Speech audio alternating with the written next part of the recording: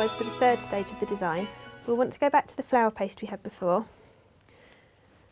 knead it well to freshen it up, and once it's warm and pliable we're going to want to roll it out fairly thin. So again, we can use a little corn flour so that it doesn't stick to our table.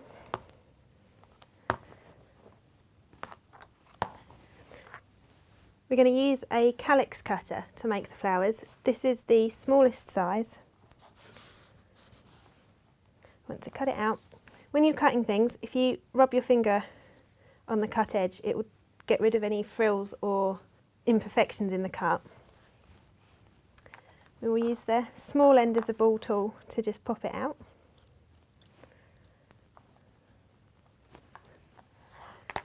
And we'll press it in our mould. So again, a little bit of corn flour so that everything doesn't stick. Place the flour there.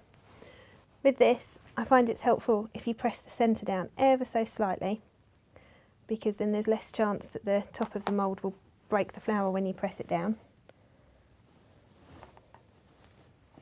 Like that, and we can pop him out. And then because we want those petals to be nice and sharp, we'll just pinch the edge of each one.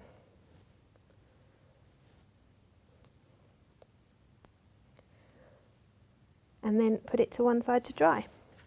If you've got some, you can use some drying foam like this, because it will sit nicely in the holes, and that will keep it sharp, keep its shape whilst it dries. If you don't have one of these, you can use an egg box, or you can even make your own former from a trusty piece of kitchen towel. If you just twist it up, make it into a circle, and fold it under like that.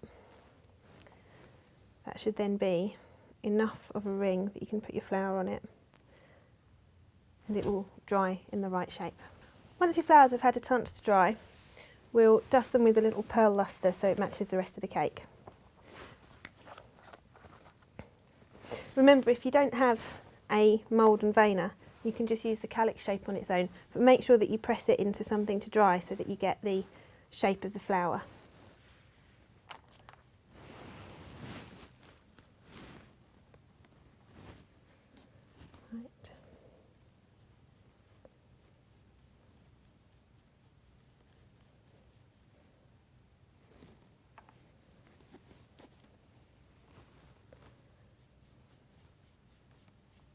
Once the flowers are dusted, we'll use a little bit of royal icing to add them into our wreath.